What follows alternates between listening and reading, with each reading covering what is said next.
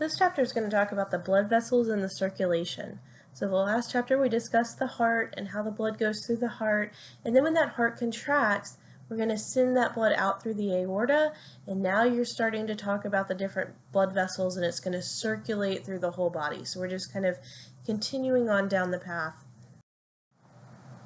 I think we've mentioned this before, but here it comes again. We have three different types of blood vessels. We have the arteries. The arteries are the vessels that carry the blood away from the heart, and it carries them towards the capillaries within the body tissues. So whenever the blood leaves the heart, it's leaving through the arteries. And what happens is it leaves through very large arteries. And then as they distribute through the body, they get a little bit smaller, until you get the smallest type of artery called an arteriole, and then that feeds into the capillary beds. So the arteries send the blood towards the capillaries, and the capillaries are located within the different body tissues. Okay, so the capillaries are another type of blood vessel. These are microscopic, porous blood vessels. These are the smallest type, and these are important because this is where the exchange of nutrients and gases occurs. So all of this oxygenated blood that just got pumped from the heart, as it travels through the capillaries, it will deliver that oxygen. It will also pick up CO2 or carbon dioxide from the cells and the tissue that it's surrounding as a waste product. So that's what I mean when I talk about gas exchange. We're delivering oxygen and we're picking up CO2. And then from there it drains into the veins. So the veins are the vessels that drain the capillaries. So they take the blood out of the capillaries and they send the blood back towards the heart. So veins are going back towards the heart. And just kind of opposite of the way the arterioles did, the veins that drain the capillaries immediately are very small veins. And then as they get closer and closer to the heart, they get larger and larger. The anatomy of the blood vessel. The vessel walls are surrounded by three different tunics. Tunics is just a fancy word for layers. They layer around the lumen or the open space of the vessel. So if you're not familiar with the term lumen, it's this open space of the blood vessel. So that term comes up a lot. So the three different layers are the tunica intima. This is the innermost layer. It's just directly adjacent to the lumen or the open space of the blood vessel. This is the tunica intima. The tunica intima is made up of two different layers, the endothelium and then what's called a subendothelial layer. So together those two make up the tunica intima. Then you have the tunica media, which is the middle layer. The tunica media is this kind of muscular layer. And then you have the tunica externa, which is the external or outer layer.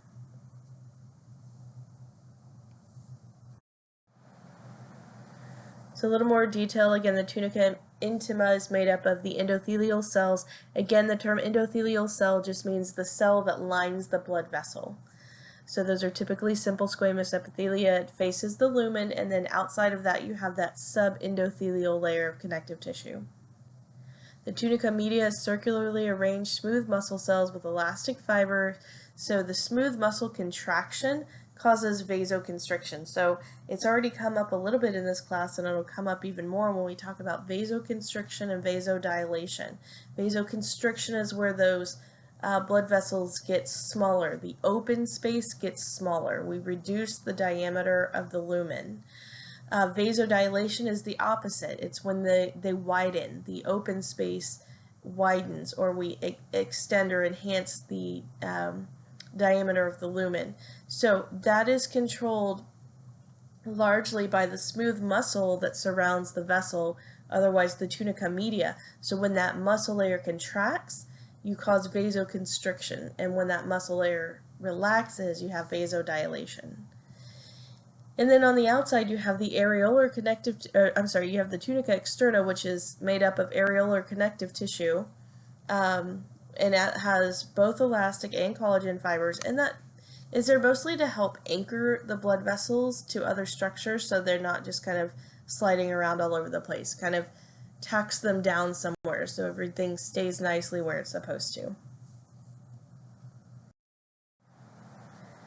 And you'll hear the term companion vessels. Companion vessels are typically an artery and a vein that supply the same body region, and they usually lie right next to each other.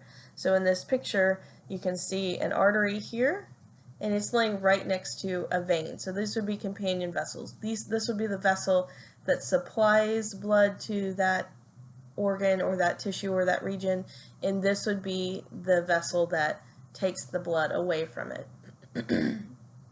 So by looking at the picture, you can see some differences. Arteries have a very thick tunica media, so you can see how thick this is compared to this. The arteries have more collagen and elastic fibers because they need to be resistant to changes in blood pressure. So think about this.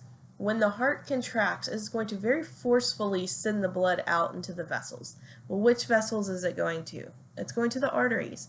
So the arteries need to be able to stretch as the heart forcefully pushes that blood into them.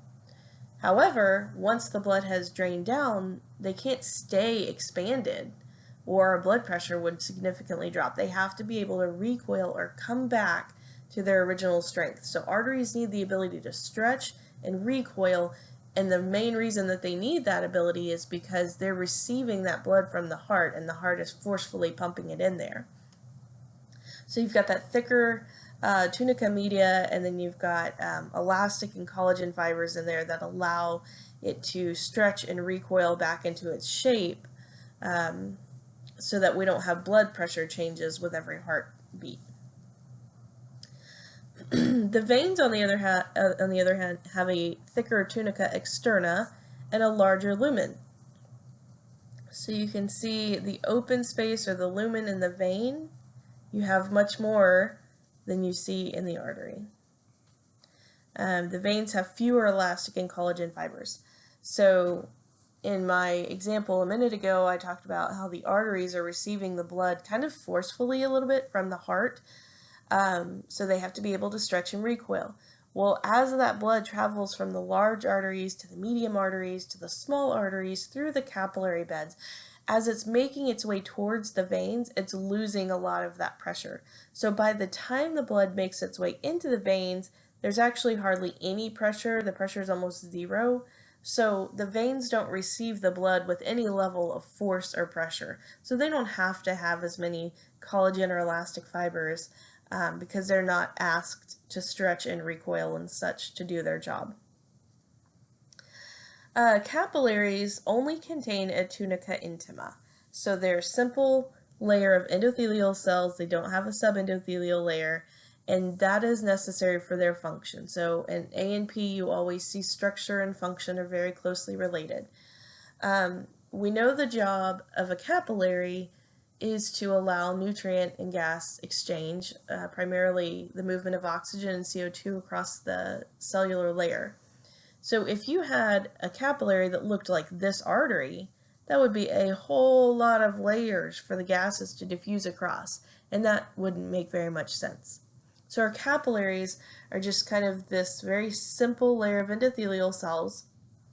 It's just one thin barrier, and that allows our oxygen and carbon dioxide to diffuse across very easily and very quickly as the blood flows through our capillary bed. So this kind of shows what I was talking about. Let's look at blood. Let's say this is oxygenated blood. We're going to pump it out of the heart, so it pumps into the aorta, so that's a very large vessel. And then you can see that it kind of moves away from the heart, and as it moves away, we're going into pretty large arteries. These are called elastic arteries. And then as we continue to distribute to different regions of the body, they get a little bit smaller. These are muscular or medium-sized arteries. And then the smallest type of artery that we have is called an arteriole. The arterioles are what actually feed into the capillary bed. And then the capillary bed feeds into very small veins, which continues to ascend into medium-sized veins, which continues to ascend into larger veins until you get to the vena cava and then back to the heart. Okay, so the arteries are branching into smaller and smaller vessels as you go from the heart towards the capillaries. As you get that movement, you see a decrease in the lumen diameter. You can see that in the picture. It's a pretty large lumen. Less, less. And then the arteries are going to be classified as either elastic, those are our largest ones, muscular, medium-sized ones, and then arterial are the smallest arteries that we have before we feed into the capillary bed. So elastic arteries are the largest ones. Sometimes these are also called conducting arteries because they conduct the blood directly from the heart to the smaller muscular arteries. They have a larger amount of elastic and collagen because these are the guys that are receiving the blunt force from the heart. As it contracts, it's pushing the blood directly into these elastic arteries. So they really need to be able to stretch and recoil as the heart contracts. Examples of elastic arteries are the aorta, the pulmonary trunk, common carotid, and common iliac arteries. Muscular arteries are the medium-sized arteries. Sometimes these are called distributing arteries because these start to kind of branch out to different regions of the body to distribute the blood to the different regions and different organs.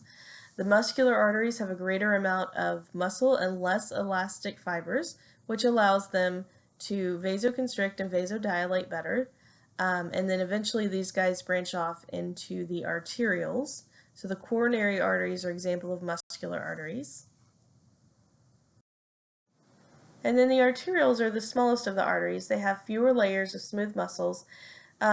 These play an important role in regulating systemic blood pressure because we have a lot of them and because they feed into the capillary beds.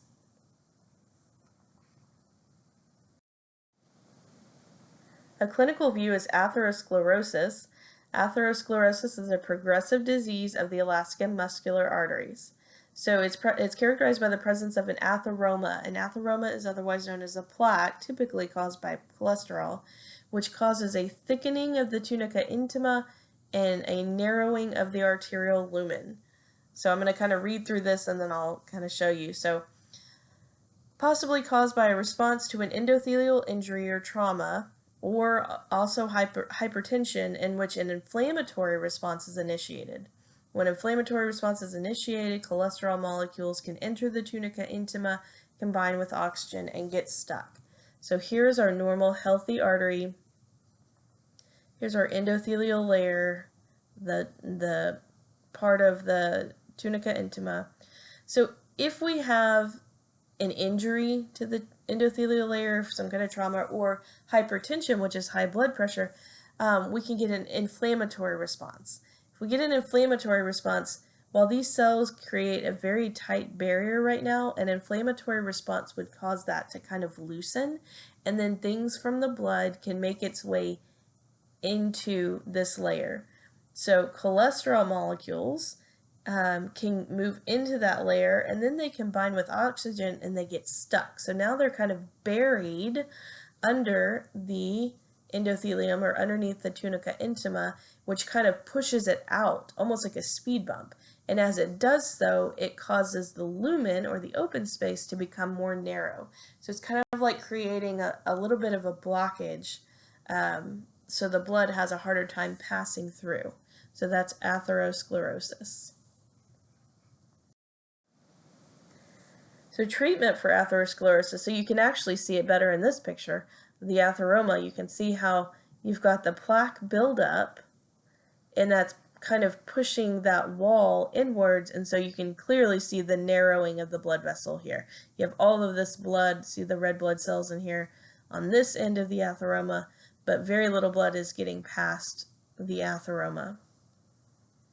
Okay, so for treatment for this, if the artery is occluded, and occluded means blocked, in only one place or a few places, physicians can do what's called an angioplasty. An angioplasty is when they have an uninflated balloon and a compressed stent, which is kind of this wire mesh that you see here. They insert it, so here's a catheter, you've got an uninflated balloon and the wire mesh, they're going to stick that right into the atheroma here. They inflate the balloon, which kind of pops open the stent. So now the wire mesh becomes almost like an open tunnel. And then the stent will actually stay in there, and then they can take the balloon out. So you can see they withdraw everything here. So now the stent is almost like a kind of like a mesh wire gate to sort of hold that vessel open. So you can clearly see the difference from before angioplasty and after angioplasty. Another clinical view is called an aneurysm. An aneurysm is characterized by part of the arterial wall becoming very thin and ballooning out. So you can see that here. This is the artery, and you can see that it's kind of this very thin ballooning structure right here. This can be a result of really high blood pressure. This area, as you can imagine, is going to be very prone to rupturing. If this ruptures, it can lead to massive bleeding and possibly even death, and it can do so very quickly depending on which artery is affected. If you've got a lot of blood flowing through a particular artery and you have an aneurysm and that ruptures, a lot of that blood is going to just flood out. Aneurysms are most common in the aorta or in the arteries that sit at the base of the brain.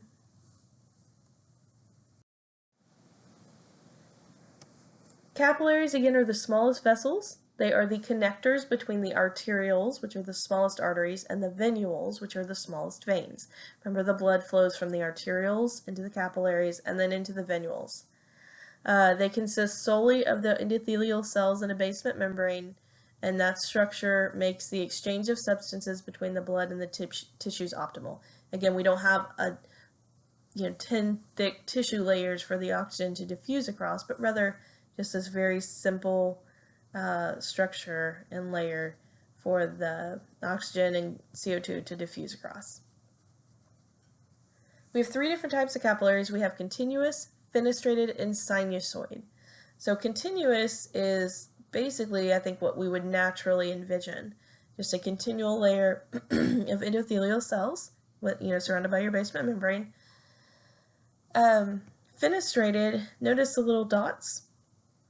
Those are fenestrations. Those are pores. And that allows the passage of some fluid and some very small molecules. It kind of facilitates their leaving the capillary and going out into the extra space outside of the capillary. And the last one is that you have your sinusoid. Sometimes you'll see these called sinusoidal. And these look like they've been kind of put through the ringer, don't they? It's like big chunks of the vessel is taking out. And so sinusoids basically are these capillaries that have big holes in them. So you don't find them in a ton of places, but you will find them in certain places, the spleen being one of them. And it's for any place where you would need larger things to exit the capillaries. So for example, a red blood cell. If you look over in a continuous or even a fenestrated capillary, do you think this large red blood cell is going to get out of here? There's no way. It's not going to make its way across the membrane. And that's a good thing, because we don't want our red blood cells constantly flowing out of our capillaries. We need them in our vessels. But sometimes, if we're talking about an old red blood cell, we might need it to get out. So we have sinusoidal capillaries, again, with these big chunks taken out, so that in the situation where we need to, larger things can get out of those vessels. A capillary bed is just a group of capillaries. So you see all the capillaries kind of grouped together. This would be a capillary bed. The capillary bed is fed by something called a metarteriole. So here is your metarteriole. So this is your arteriole right here, again the smallest artery, and it branches off into this metarteriole, which feeds the capillary bed. The metarteriole is encircled by these smooth muscle cells at the proximal end, but not at the distal end. So proximal, we're over here close, but as you get more distally, it doesn't have any of those smooth muscles. So just talking about these right here. This right here, as it passes through the capillary bed, this is called the thoroughfare channel, right here. Okay, so arterial, metarterial, thoroughfare channel. The thoroughfare channel connects the postcapillary venules, which drain the capillary bed. So you can see as we move through the capillary bed, we're kind of changing from red to blue. Presumably that means we're delivering the oxygen. So the thoroughfare channel connects all the venules that are over here towards the distal end at the terminal end of the capillary bed. True capillaries branch off the medarterial and make up the bulk of the capillary bed. So branching off that medarterial and making up the bulk of the capillary bed. At the beginning of each true capillary, you have what's called a precapillary sphincter, which is just a smooth muscle ring. So you can see that here. You can see all those here, here, here, here. When the sphincter relaxes, it opens that blood vessel up, and so the blood is allowed to pass through. If that sphincter is contracted, it constricts the blood vessel. So if you imagine that all these little muscle rings right here are contracted, what do you think that blood's going to do? It's simply going to go through the thoroughfare channel, and it will not pass through any of the actual true capillaries.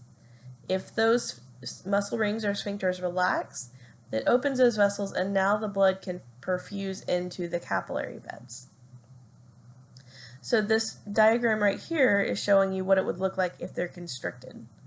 So the blood, if they're constricted, it cannot access those capillaries, so it just continues to pass on through the thoroughfare channel into the venules. Veins again, these are the vessels that carry the blood back towards the heart from the capillary bed. And just as our arteries decreased in size as they move from the heart down towards the capillary beds, the veins are going to increase in size as they move from the capillary beds back towards the heart. So companion vessels, again, remember that's where we have like an artery and a vein that both supply the same region, and they typically lie next to one another. So our venules are going to be companion vessels with our arterioles. Venules being the small veins, arterioles being the small arteries. Our small to medium-sized veins are companion vessels with our muscular arteries, so these are our medium-sized vessels. And then our large veins are companion vessels with our elastic arteries, our larger vessels. One thing different about veins that we don't see in the artery is that the blood pressure in the veins is typically too low to overcome the forces of gravity, so most veins contain numerous valves. We'll see what that looks like in a minute. They're structurally similar to those semilunar valves that we saw in the heart. And those valves prevent the blood from pooling in the limbs. So if you can envision the blood moving away from the heart and the arteries, more often than not it's moving down. So you've got the force of the heart pushing it, and then you've got gravity itself. By the time it has moved from the large to the medium to the small arteries, to the arterioles, the capillary beds, by the time it makes its way to the veins, it's lost all of that pressure. Now, which direction typically does the veins have to send the blood? It has to go up. So it needs to work against gravity, but it also doesn't have any pressure forcing it to do that. So we've got different ways that allow it to move, but we also have valves in our veins so that when it does move up, the valve kind of keeps it right at that level, as opposed to allowing it to just fall back down. So we're not pumping it up and letting it fall down repeatedly. Okay, so we can see this here. Here's our heart. We already looked at one diagram like this, going through our large, our medium, our small arterioles, our capillary bed. As it flows through the capillaries, we deliver oxygen, we pick up CO2. So, and then we go from our capillaries to our small veins, medium veins, large veins, and you can see here how I'm talking about working against gravity. We have to go up towards the heart, and again, once we get to these small veins, we really don't have any force or pressure. So in a little bit I'll explain like how we get it to move, but it's not really shown in this diagram, but there's valves in here. So let's say we do move it up. Without the presence of valves, it moves up and it comes back down. Moves up and it comes back down. But with valves in the veins, once we push it up, that valve will keep it right here. And we'll push it up a little more and have another valve to keep it right here. And we'll push it up another little bit and have a valve to keep it right here until it makes its way back towards the heart. So that's how it works in the veins. Our systemic veins can serve sort of as a blood reservoir.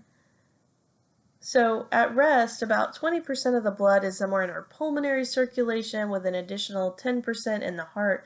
So about 30% total is somewhere in the heart and the lungs.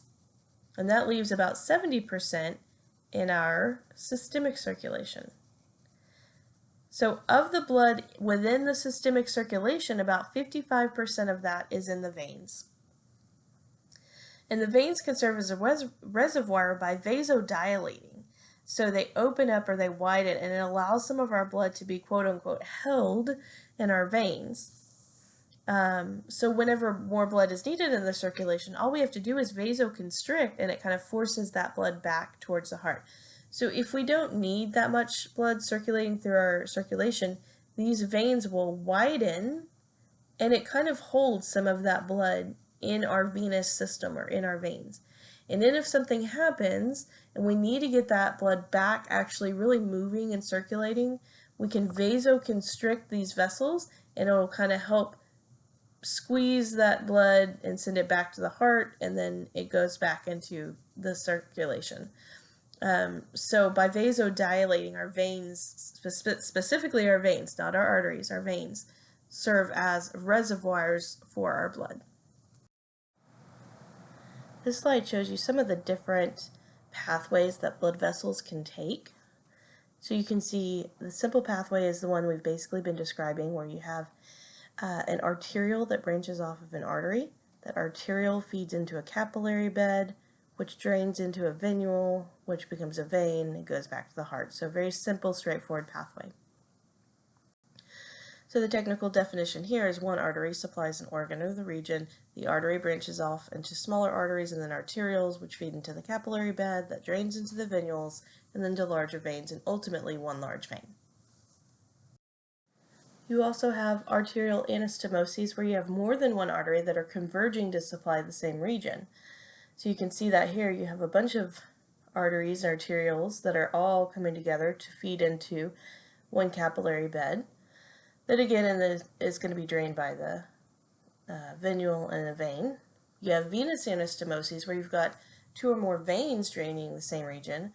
So kind of our normal arterial pathway, capillary bed, and here's multiple veins draining the capillary bed. So that's venous anastomoses. Arteriovenous anastomoses is when you have blood that's transported directly from an artery to the vein to allow areas to be bypassed. So here's the capillary bed that it would normally feed into, but if we want to bypass this, we have this kind of arteriovenous shunt. So it just goes from the arteries to the veins, and it kind of skips the capillary bed altogether. Why would you want to do that? Is if one example is if your body is hypothermic, if you're too cold, because one of the things that happens is those blood vessels that run just underneath the skin, as the blood goes through them, we lose heat through that blood. So we may not want to send that blood so close to the surface of the skin, and we may want to direct it otherwise. So you would see that like in the fingers and the toes, and the ears and things like that. So that's in arteriovenous anastomoses here. And then a portal system. So portal system we saw with the anterior pituitary and the hypothalamus. So this is when you have blood traveling between two capillary beds that are separated by a portal vein. So think back to hypothalamic neurons and that primary capillary plexus from the endocrine system. So that was a portal system. So between the hypothalamus and the anterior pituitary. So we have a capillary bed, here's a portal vein, and another capillary bed, and then it's drained by a vein. So a variety of different ways that we can kind of communicate between the arterioles, the capillary bed, and the venules. Capillary exchange, so the function of the capillaries we know is to allow the exchange of substances between the blood and the cells of the body tissues that the blood is passing by. So depending on what substance we're actually talking about exchanging, that exchange can happen a couple of different ways. It can happen via simple diffusion, if it's a small molecule. It can happen through vesicular transport, or something called bulk flow. So starting with simple diffusion is simply the movement of a substance from a high concentration to a low concentration. So this is basically what everything wants to do. Everything wants to go from high to low naturally. If there's no barriers in place, if the molecule is small enough and you don't have any kind of electrostatic barriers, it can simply do that. So oxygen, hormones, nutrients, they're going to move from the blood to the cells of the tissue, whereas carbon dioxide is going to kind of go the other way because that's a waste product that's being created by the cells in the tissue. So it's going to move from the cells into the blood. Because remember, the CO2 is going to get carried by the blood back to the lungs so we can exhale that. Moving on to vesicular transport, vesicles are used to endocytose or exocytose. Those are two terms that should have been discussed in your 2401 course. Endocytose or exocytose a molecule either into or out of the cell. So examples of these would be like fatty acids that get endocytosed into the cells from the blood. So these are larger molecules, or they may have properties that don't lend themselves to just crossing a plasma membrane, so they have to get endocytosed or exocytosed using that vesicle. And then bulk flow is the movement of larger amounts of fluids and anything that's dissolved in that fluid. So all of their dissolved substances in one direction down a pressure gradient. So the direction of the movement is dependent on the net pressure of two opposing forces. So you've got hydrostatic pressure and colloid pressure.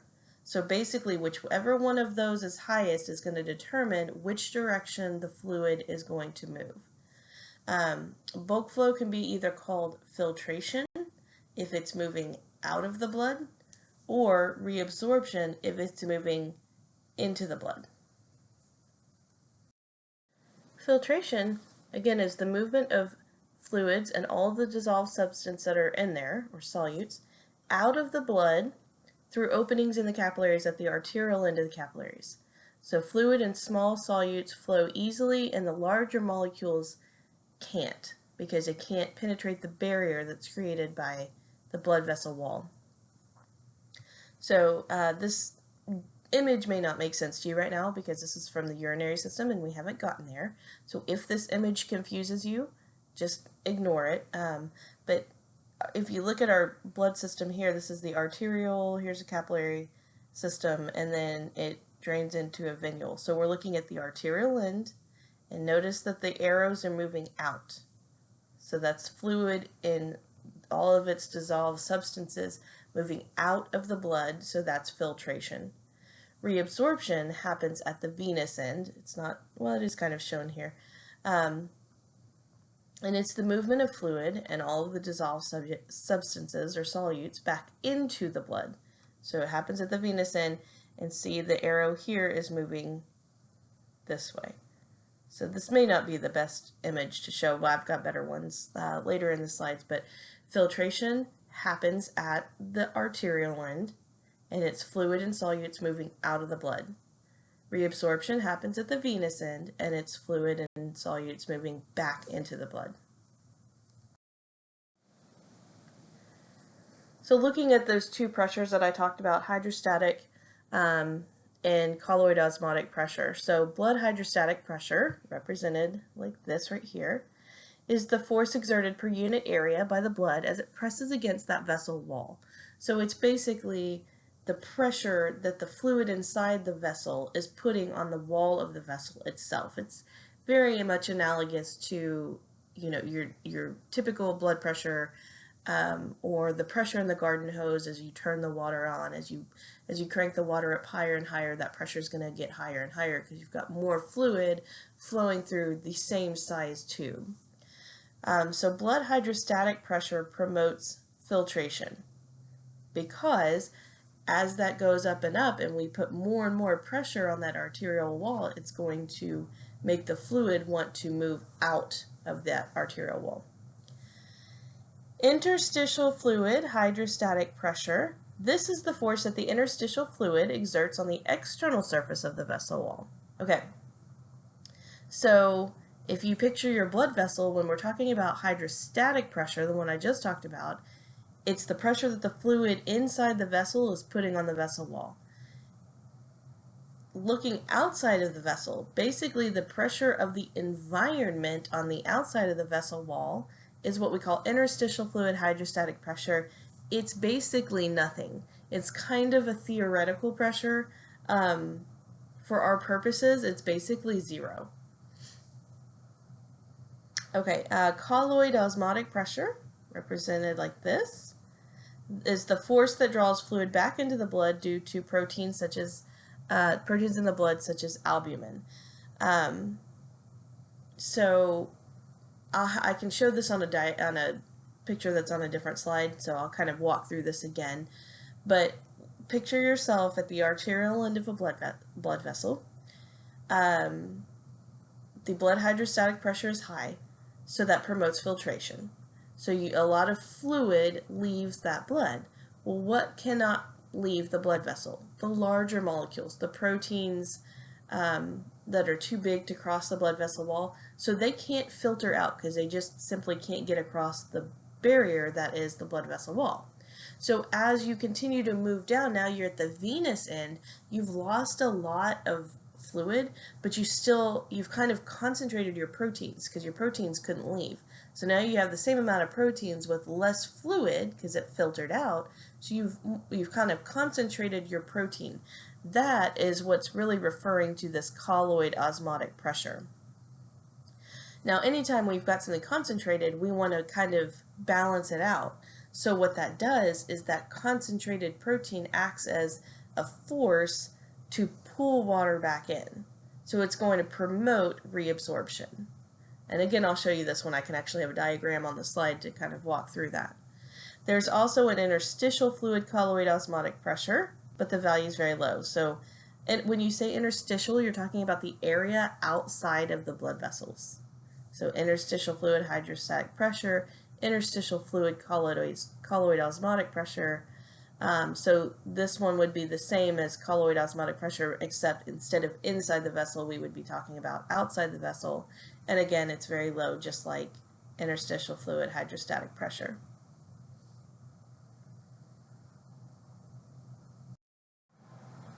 So this is a very good slide to show what I was just talking about. So on this slide, don't get caught up in the numbers. I know this slide can look intimidating and look scary with all the different numbers on it. Don't let that freak you out. There's a couple of key principles I want you to take away from this slide. So let me kind of line this out so you can see what you're looking at. This is your arterial end. This is coming from the heart. This is moving away from the body. This would be like your capillary. And then this is your venous end. Okay. These are just smooth muscle rings right here. Smooth muscle rings around the arterioles and the venules. That's what that is. Okay, so because this is coming from the heart, again, you have that pressure because the heart forcefully contracts the blood. So you got this blood coming in with a significant amount of pressure. That is that blood hydrostatic pressure. So the blood hydrostatic pressure is greater at the arterial end of the capillary and less at the venous end. So that heart is pushing the blood so it comes in and it's coming in here somewhat forcefully. By the time it has traveled to the venous end of the capillary, that blood hydrostatic pressure is low. So it's higher at the arterial end, it's lower at the venous end. If you want to follow those numbers, you can see it say 35 over here versus 16 over here. But again, the numbers, let's not get caught up in the numbers. Just know that we have higher blood hydrostatic pressure at the arterial end than we do at the venous end. Okay, so as the blood is flowing through the capillary bed, that high hydrostatic pressure promotes filtration. It's putting a lot of pressure on the walls of the blood vessel, and it promotes the movement of fluid and solutes out. So everything out here is the interstitial space. It's just the space outside of the blood vessel. So that high hydrostatic pressure is pushing fluid and solutes out. That is filtration. Now, as you move along, we have filtered a lot of fluids out. So we lost a lot of fluids as it got filtered in the arterial end of the capillary. So that by the time we make it to the venous end of the capillary, there's less fluid. But again, what kind of things didn't get filtered out? large molecules such as protein. So what we've done is kind of concentrated the proteins down here. That causes a high colloid osmotic pressure. So it's kind of like having salty water that wants to absorb more fresh water. It's kind of that same principle. You've got a concentrated protein and it wants to bring more water in to dilute them back. And so you'll see the arrows coming down. So that high colloid osmotic pressure draws fluid back into the blood vessel, and that's reabsorption. So pretty much everything that I've highlighted in this red box, which is essentially this box regarding filtration and this box regarding reabsorption, are kind of the key points. So filtration happens at the arterial end. It happens because the blood hydrostatic pressure is greater than the osmotic pressure. So it has a net filtration pressure that's going to promote the movement of fluid out of the blood vessel into the interstitial space. Reabsorption happens at the venous end. It's because osmotic pressure is greater than the blood hydrostatic pressure because we had those concentrated proteins. And so you've got a net reabsorption pressure driving the fluid back into the blood vessel. Okay, so this is all, again, bulk flow, where you've got the movement of large amounts of fluid, relatively large amounts of fluid, and all of the things that are dissolved in that fluid, either out if we're talking about filtration or in if we're talking about reabsorption. This gives us a way to regulate how much fluid and what solutes are kind of in our blood versus out in our interstitial space. So the ultimate goal of our cardiovascular system is to supply adequate perfusion to all of our tissues. So we need to deliver sufficient amount of blood so that we can provide sufficient amount of oxygen, nutrients to all of our tissues in our body. The amount of blood delivered to a specific organ is going to be dependent on a couple of different things: degree of vascularization, local regulatory factors that alter blood flow, and then total blood flow. So I'm going to talk about those each individually.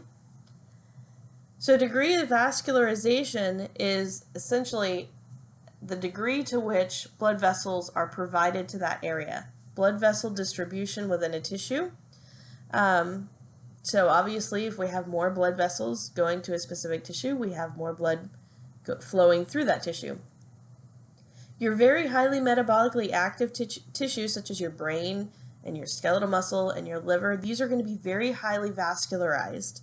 So you're going to have a lot of blood vessel distribution to those structures and tissues that are very metabolically active, like the ones I listed, as opposed to structures such as tendons and ligaments.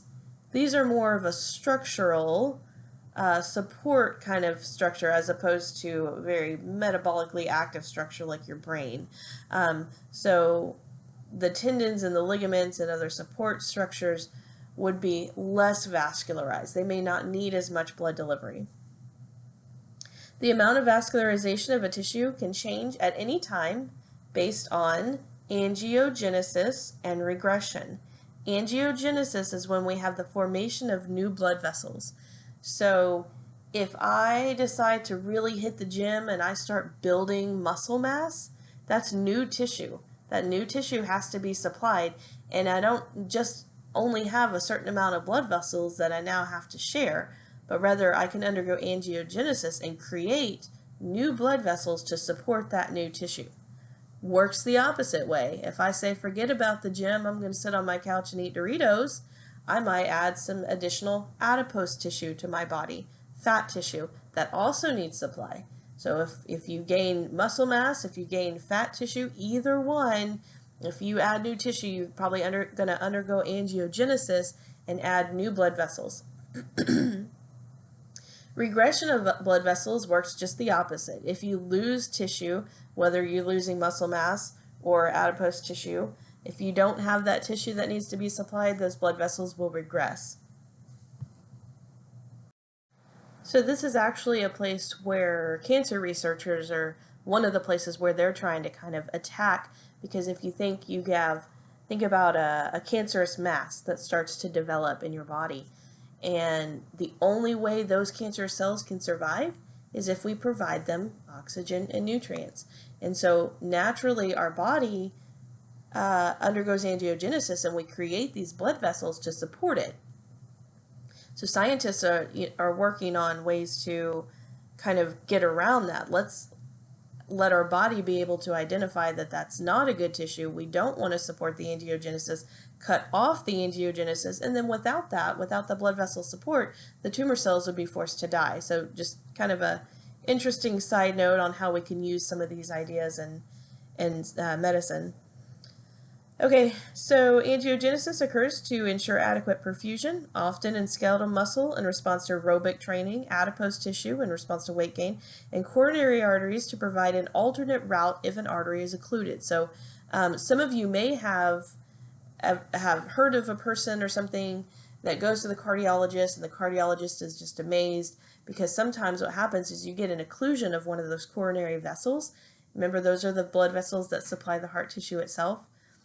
And instead of actually just blocking the tissue, your body can sometimes, this isn't a common occurrence, but it would create an alternate route, another blood vessel to get to that tissue that was getting less and less blood flow. So this wouldn't happen in like a sudden occlusion where all of a sudden the vessel's just blocked, because it needs time. But if you have like a slow progression blockage of a blood vessel, there have been some cases where angiogenesis will occur to kind of create an alternate path.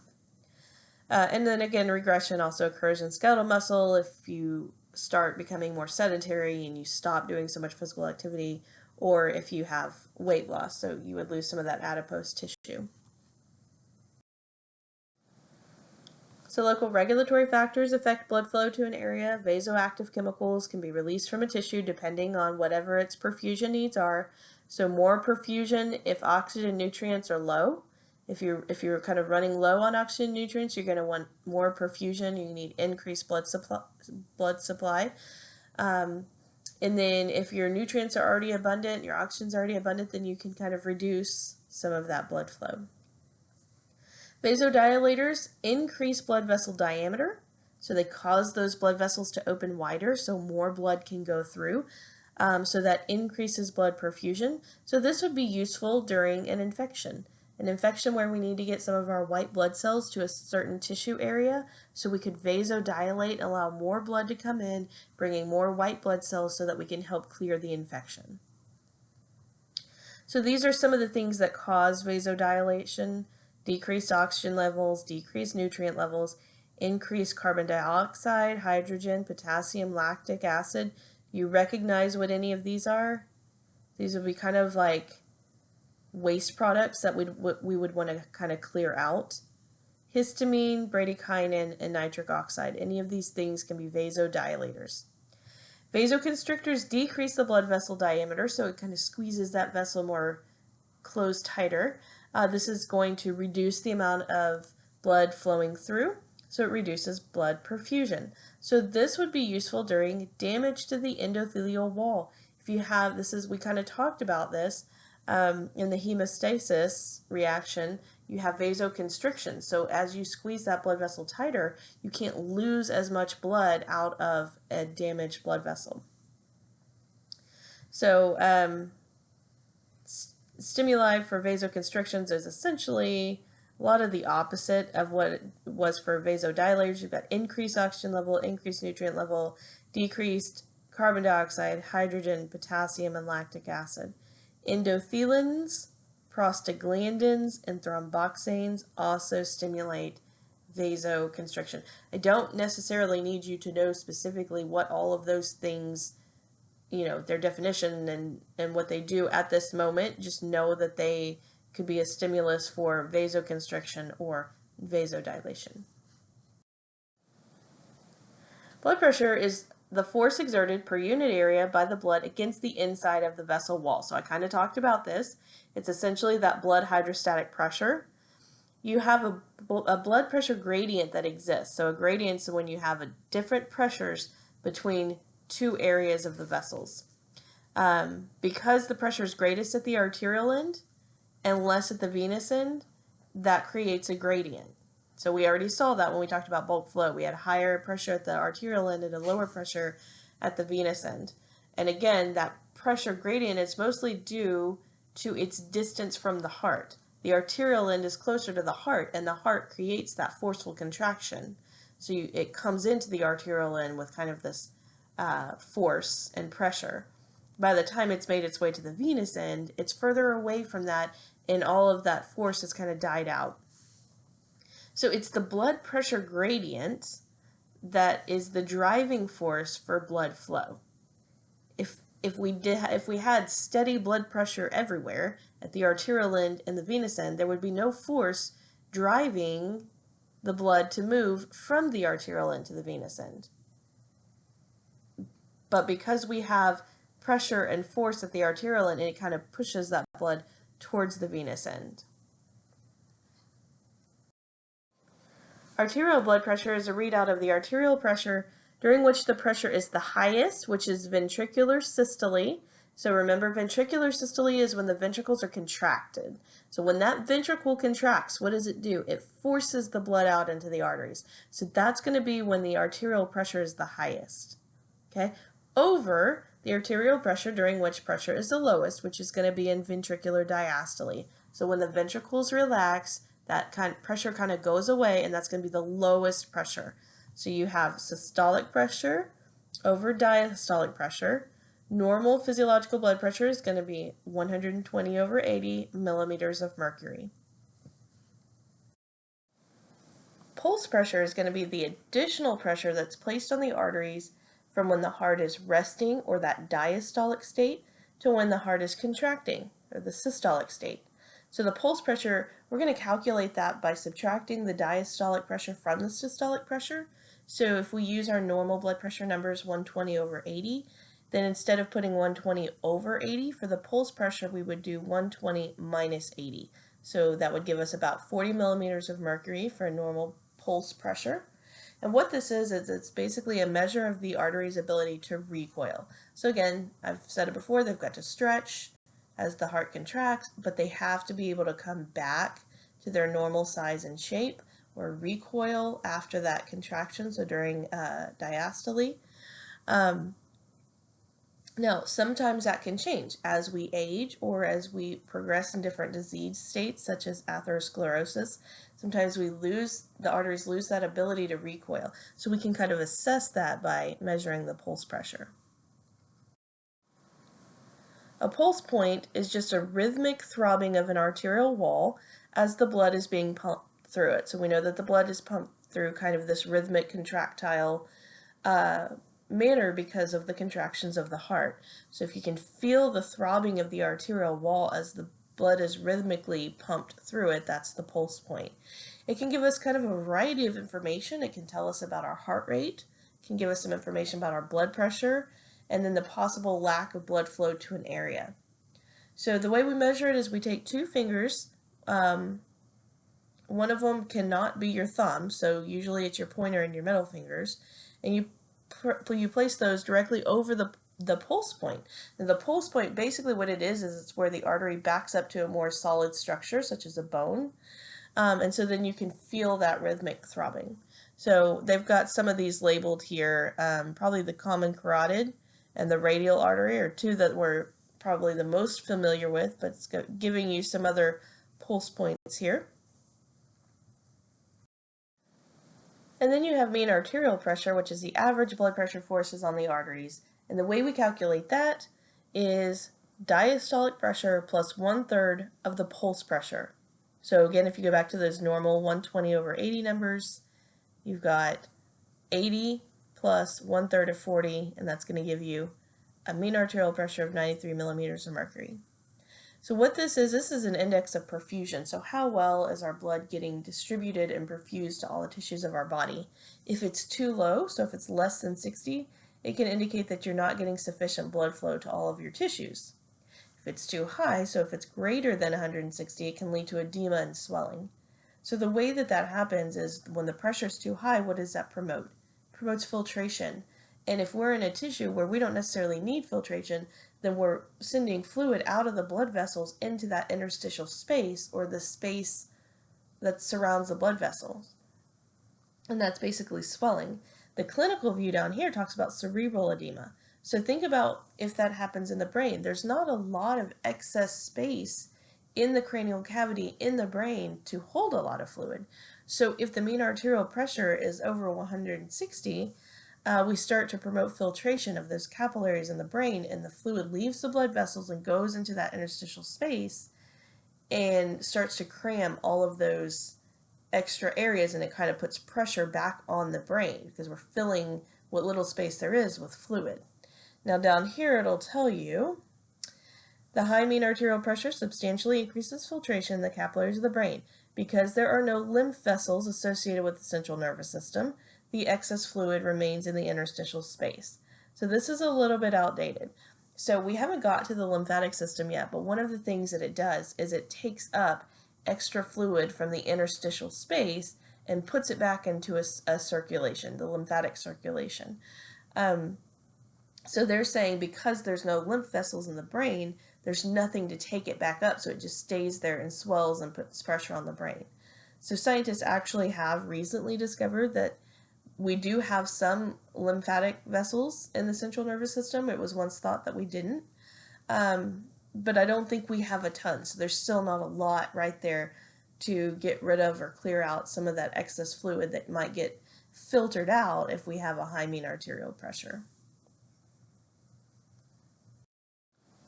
For the capillary and the venous blood pressure, it's different than what you see in the arterial blood pressure.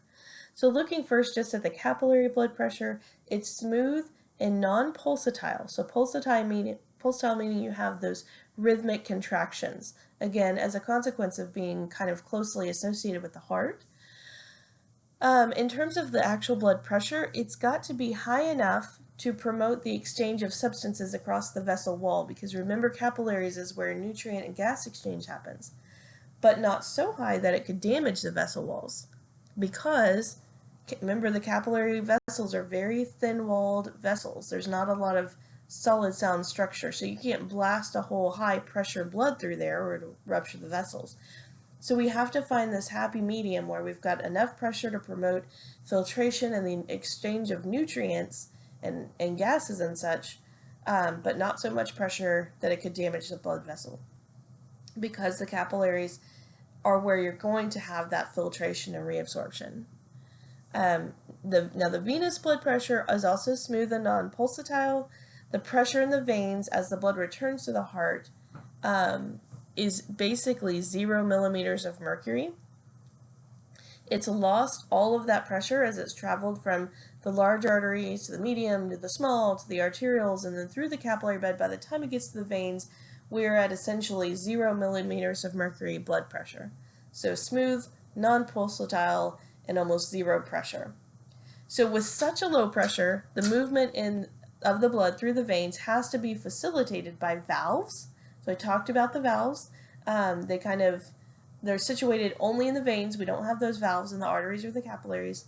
And the point of the valves is so that when the blood does get squeezed back up to the heart, when gravity takes hold and it falls back down, it gets trapped by the valve and it stays where it's at, as opposed to falling all the way back down and pooling in the lower limbs. So valves, and then 2 pumps. We have a skeletal muscle pump and a respiratory pump, and these help to squeeze our blood back towards the heart since we're kind of working against gravity. So let's look at those pumps that I just talked about, and you can see the valves in these diagrams as well. So you have the skeletal muscle pump, which assists the movement of blood within the limbs, specifically venous blood. We're talking about the venous blood return to the heart, and the skeletal muscle pump works in the limbs to squeeze that blood. So as the skeletal muscle contracts, the veins are squeezed and that propels the blood, and then the valves prevent the backflow, which would happen otherwise without the valves due to gravity. So during exercise, blood gets returned to the heart more quickly. If you have prolonged periods of inactivity, the blood can pool in the legs and the veins. So here's your skeletal muscles. This is a vein kind of running between. You can see as these muscles contract, it's basically going to squeeze the blood, squeeze the vessel, and that propels the blood this direction. Now when that muscle relaxes, gravity will take hold and the blood will fall back down, but at that point, these valves would close. You can see the closed valves here. So they would close and the blood would stay here. When it contracts again, it would come up here. When they relax, it would stop right here. And it continues on until it makes its way back to the heart. The respiratory pump works the exact same way, again with the veins, to propel the blood due to pressure that's associated with respiration. So it's not the skeletal muscles within the limbs, but this really works more within the thorax region. So as muscle contraction and relaxation happens as we respire, and there's a bunch of different muscles that contract and relax when we respire, it squeezes and propels blood kind of in this thorax and abdominal region, as opposed to the limbs that's more associated with the skeletal muscle pump. One of our clinical views is deep vein thrombosis, or DVT. Deep vein thrombosis refers to a blood clot. A blood clot we call a thrombus. So a blood clot within a vein. The most common site for thrombus in the vein is going to be in the calf or the sural region. DVT typically occurs in individuals with either heart disease or those who are inactive or immobile for a long period of time, such as patients who have other diseases which leave them bedridden. So if they're bedridden, they're not able to simply walk around, and even that minimal amount of walking around and exercising can help to prevent DVT. But even healthy individuals who have been on like a long airplane trip, so even if you normally do a lot of walking around, but if you sit for an extended period of time, like a long airplane trip, you can be at risk for developing DVT. So the initial signs are going to be fever, tenderness and redness in the affected area, severe pain, swelling in the areas that would be drained by the affected vein, and it can cause a rapid heartbeat. Now, one of the more serious complication of these is called a pulmonary embolus. So I mentioned that a clot is called a thrombus. Once that clot, so the clot's stationary, it's like a plug in a vein, but what can happen is if that clot dislodges, now it's traveling through the circulation. So when it breaks free and it starts traveling, it's now called an embolus. So this talks about the severe side effect or possible consequence being a pulmonary embolus. If that clot breaks free, let's say it starts in the leg, it dislodges, but now it's traveling. If it travels to the lungs, it's now referred to as a pulmonary embolus. And it can block branches of the pulmonary artery, and that can actually cause respiratory failure and death. So it's very severe, consequences that can happen from this DVT that may have started in the leg but has now moved to the lungs. If DVT is diagnosed, the patient's given anticoagulation medication, such as low molecular weight heparin, and that helps to prevent further clotting and can help break up the existing clot. Another clinical view is varicose veins. Varicose veins are veins that are very dilated, so they're very open, and they have a bunch of curves and twists in them. Also, the valves in these veins have become non-functional. So what happens if the valves become non-functional? They can't stop the blood at the level that it's at, and the blood will pull down and collect probably down towards the next functional valve. So you can see in this individual, there's not varicose veins over here, but over here, see how prominent they are because they're very wide, and probably some of the valves up here are non-functional and the blood is just pooling. So it's making them very thick and prominent. So anyways, it causes the blood to pool, and that's going to cause swelling and bulging. Varicose veins are most common in the superficial veins. So we have kind of a series of veins that are very superficial underneath the skin, and then we have deeper veins. So this tends to mostly affect those superficial veins. It could be a genetic thing. It's usually associated with aging as well, or some form of stress that can affect venous return, causing a reduction in venous return. Varicose veins in the anorectal region are called hemorrhoids, so that's what hemorrhoids are. They're essentially varicose veins that are in the anorectal area. Hemorrhoids occur due to the increase in intra-abdominal pressure that happens when a person strains to either have a bowel movement or sometimes pushing the baby out during childbirth. But that increased intra-abdominal pressure can lead to those varicose veins in that region, and then you have hemorrhoids. So let's talk about the regulation of our blood pressure and our blood flow. So how do we regulate this stuff? So first we're going to talk about neural regulation, so how our nervous system regulates it, and then later we'll talk about how our endocrine system regulates it. So we have the cardiovascular center within the medulla oblongata. The cardiovascular center in the brain has the cardiac center. The cardiac center regulates the heart, so it's going to regulate the heart rate and the heart force. But in addition to the cardiac center, you also have the vasomotor center, which is going to regulate basically the blood vessels, whether they're vasoconstricted or vasodilated. So the cardiac center has both the cardioacceleratory and cardioinhibitory centers. Those are going to regulate heart rate and maybe the force of contraction, depending on whether parasympathetic or sympathetic innervation prevails. This was discussed earlier in chapter 19, so remember that sympathetic nervous system regulates heart rate and contractile force. Parasympathetic just affects the rate. Then the vasomotor center contains sympathetic neurons that cause the release of epinephrine and norepinephrine. This is your body's adrenaline.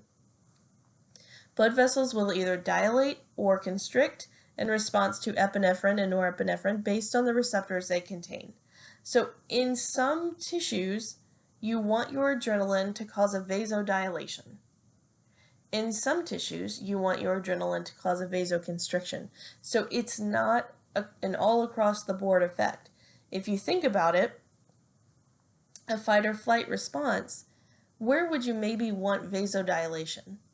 Your skeletal muscles is just one of the places. I think there's another slide where we might get into all of them. But skeletal muscles, because we're in fight or flight mode, we've got to use those muscles to get out of whatever emergency we're in. So we want to vasodilate and bring more blood and nutrients and oxygen to that tissue. Where would we want to vasoconstrict? Why would we want to reduce blood flow to an area? Maybe the kidney? Because what's the kidney doing? The kidney is just kind of going along, doing its happy life, processing our blood and pulling out what we don't need. It's going to put it into the urine. It's just kind of our daily, everyday thing. But if we're in fight or flight mode, we need to put that on hold. We don't want to put energy and stuff into that. We don't put it on a complete hold. But we don't want to spend unnecessary energy doing that when we can utilize that energy to get out of our fight or flight emergency. So we might vasoconstrict vessels to the kidney, for example, so that we don't need to send so much blood that way. We can send more blood to the skeletal muscles. So all of that's just to tell you that whenever the sympathetic neurons release epinephrine and norepinephrine, depending on which type of receptor is in the tissue, it may cause vasodilation or it may cause vasoconstriction. So there's two types of receptors for our adrenaline molecules. Alpha receptors are located on most of the body cells and will cause vasoconstriction. Beta receptors are located in the skeletal muscle and the coronary vessels and result in vasodilation. Why would we want vasodilation in the coronary vessels? Because they're supplying the heart muscle. If we're in fight or flight mode, we need the heart to work. We need it to pump harder and faster. So let's give it more oxygen nutrients. So let's vasodilate those coronary vessels. So let's look at the hormonal regulation. So in addition to epinephrine and norepinephrine, we've got these hormones that can regulate blood pressure and blood flow. We have angiotensin II, antidiuretic hormone, or ADH. So that should sound familiar because that came from the posterior pituitary. So I think it came up in endocrine. Aldosterone, which also came up in endocrine, and atrial natriuretic peptide, or ANP. So these four hormones can alter blood pressure by modulating either fluid intake or urine output. So keep in mind, anytime our blood volume increases, our blood pressure will also increase. Anytime our blood volume decreases, our blood pressure will also decrease. So how can we change our blood volume?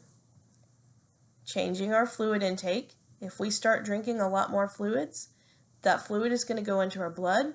We have an increase in blood volume. We have an increase in blood pressure. Alternatively, urine output. If we start to excrete additional urine, we're pulling fluid from the blood. Decreased blood volume, decreased blood pressure. So let's look at the renin-angiotensin system. This is one of those where if you can follow this and this makes sense, use it. If this doesn't make sense to you, and I'm talking about the diagram here, just don't use it. There's other renin-angiotensin diagrams that are more clear than this. So if this diagram on this slide confuses you, just scratch it out and don't worry about it. So the renin-angiotensin system, when our blood pressure gets low, the kidneys detect that and they release a molecule called renin. Renin converts angiotensinogen. Angiotensinogen is an inactive hormone. It's produced by the liver and it's secreted into the blood. Well, when our blood pressure gets low, our kidneys release renin, and renin converts angiotensinogen into angiotensin 1. Angiotensin 1 gets converted later into angiotensin 2 by an enzyme found in the capillaries of the lungs called angiotensin converting enzyme. And so that's how we get angiotensin 2, and angiotensin 2, if you look back up here, can change our blood pressure. So I think the next slide is a little bit more helpful. Okay, so here you can really see the renin-angiotensin system and see what angiotensin 2 does. So remember I said that angiotensinogen is an inactive hormone produced and released by the liver and travels through the blood. Okay, so here's angiotensinogen. We have a low blood pressure, and that gets detected by the cells of the kidney, and the kidney releases renin. Renin converts angiotensinogen into angiotensin 1. Okay? Angiotensin 1 is also an inactive enzyme, so it continues to travel through the bloodstream. If you read up here, angiotensin converting enzyme, or ACE, is anchored to the internal walls in the capillaries, and especially in the lungs. So as angiotensin 1 travels through the blood vessels in the capillaries and lungs, it will encounter this enzyme ACE, angiotensin converting enzyme. That converts angiotensin 1 into angiotensin 2, and now you have the active hormone. So that's how we get to the active hormone angiotensin 2. In this box right here, it tells you what angiotensin 2 does. It increases blood pressure by causing vasoconstriction. Anytime we vasoconstrict, it's going to increase the blood pressure. It's going to stimulate the thirst center. Thirst center is the area of the brain that makes you realize you're thirsty. If you feel thirsty, what do? You drink fluids. And when you drink fluids, you increase your blood volume. When you increase your blood volume, you increase your blood pressure. It also decreases urine formation to increase blood pressure. So we're going to decrease the amount of urine that we produce that holds fluid in the body, because if our blood pressure is low, the last thing we want to do is just be excreting fluids. Because one of the easier ways to keep it up is to keep fluid in the blood. So we're going to reduce our urine production so that we're not losing excess fluid. So we've vasoconstricted, we've stimulated the thirst center, and we've decreased urine formation. All of that is done by angiotensin 2. I made a note down here, it decreases urine formation through stimulation of ADH and aldosterone release. So these are the other hormones that actually work to do the job of reduction of urine production, but they do it in response to angiotensin 2. So let me say that again in case that's not clear. Angiotensin 2 will stimulate the release of ADH and aldosterone, and those guys work at the kidney to reduce urine production. And we'll talk about those as well. Okay, so aldosterone, it's a hormone that gets released from the adrenal cortex. This came up in endocrine, but we didn't really talk about the specifics of what it does. It comes out as a result of, in response to many different stimuli. High angiotensin 2 levels is one of them. But what aldosterone does is it increases the reabsorption of sodium and water in the kidneys. And so basically the way our kidneys work is as the blood goes through the kidneys, we take a lot of stuff out of the blood and we put it in what would be the urine. But at any time, we can take it back out of the urine and put it back in the blood.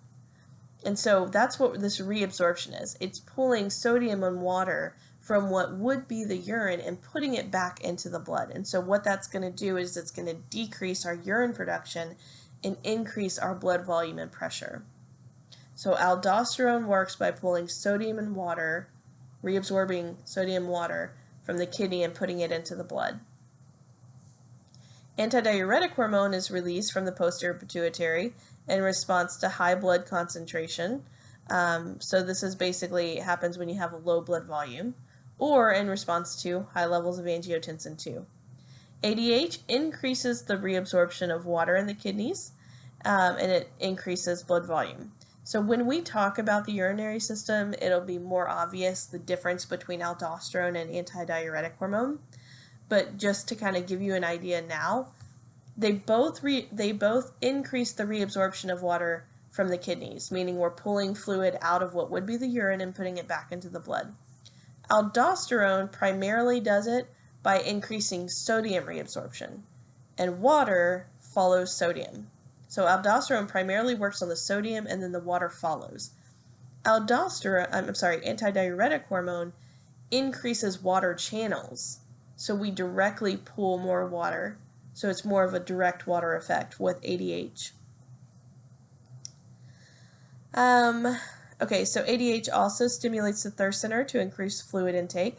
And under extreme conditions of low blood pressure, steady high levels of ADH can cause vasoconstriction as a last-ditch effort to attempt an increase in blood pressure.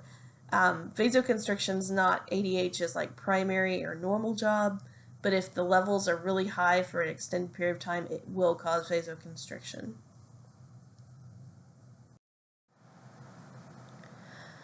Okay, so let's follow this chart. We are going to actually start at step number 3, because this is what I'm most concerned with. So we have a decrease in blood pressure.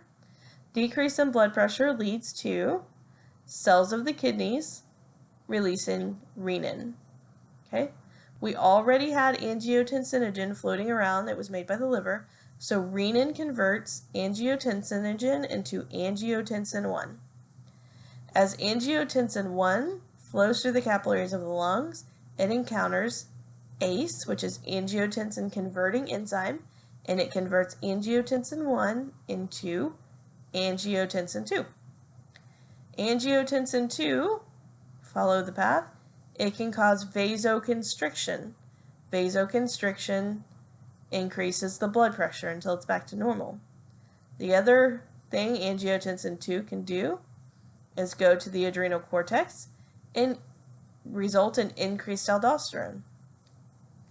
Increased aldosterone increases sodium and water reabsorption. Don't worry about the potassium right now. That's more for the kidneys or when we get to the urinary system. Increased sodium and water reabsorption is going to lead to increased blood volume, which is going to lead to increased blood pressure. So if you kind of follow the arrows around, you can see all the stepwise events that are occurring. The other hormone that I mentioned that regulates blood pressure is atrial natriuretic peptide, or ANP. So this one is special. You can star it because this is the one hormone that acts to reduce blood pressure. Of all the 4 hormones that we've talked about, and they all start with A, 3 of them, angiotensin II, aldosterone, and ADH, all work to raise the blood pressure. Atrial natriuretic peptide works to reduce it. So it's released from the atrial wall, so the heart wall, in response to atrial stretch. So if we have a increased blood volume, that increases the amount of blood that's getting returned to the heart. Where does it get returned to? To the atrium. So when we get increased blood volume and increased return to the heart, that atrial wall stretches. So the stretching of the atrial wall is kind of indicative that we've got kind of too high a blood volume, which is going to cause an increase in blood pressure. So the atria releases atrial natriuretic peptide, or ANP. ANP stimulates vasodilation, So we talked about how vasoconstriction increases blood pressure, vasodilation reduces or decreases blood pressure. It also increases urine output. If we increase the amount of urine we're putting out, then we're pulling fluid from the blood and sending it out with the urine. That's going to reduce our blood volume. Anytime we reduce our blood volume, we reduce our blood pressure. So, A&P is coming from the atrial wall.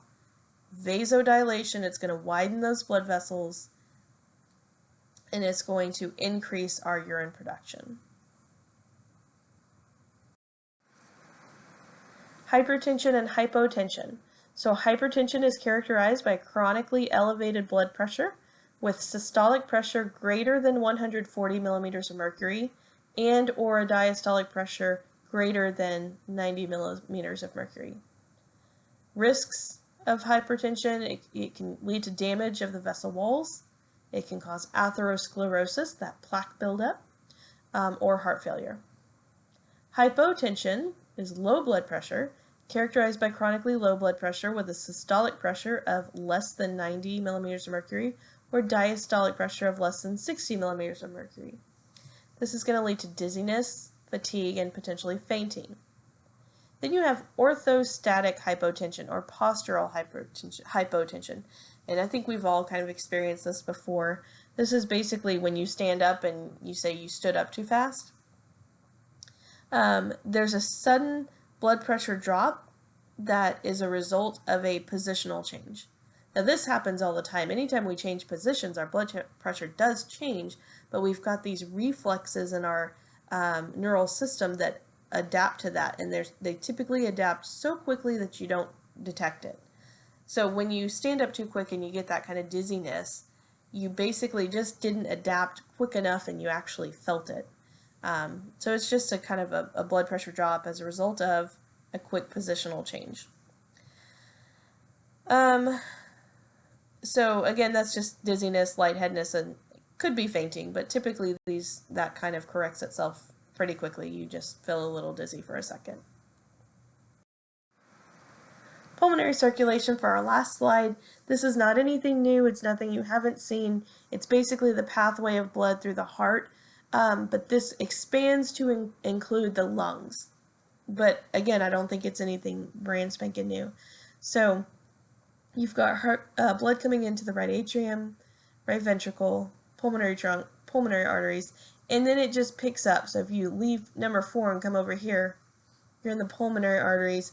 It shows you going through the capillary bed. This is where you're going to pick up oxygen. So you can see the blood going from blue to red because we're picking up the oxygen that was in the inhaled air. It's going to leave through the pulmonary vein, so number 7, and then it's just going to pick up here.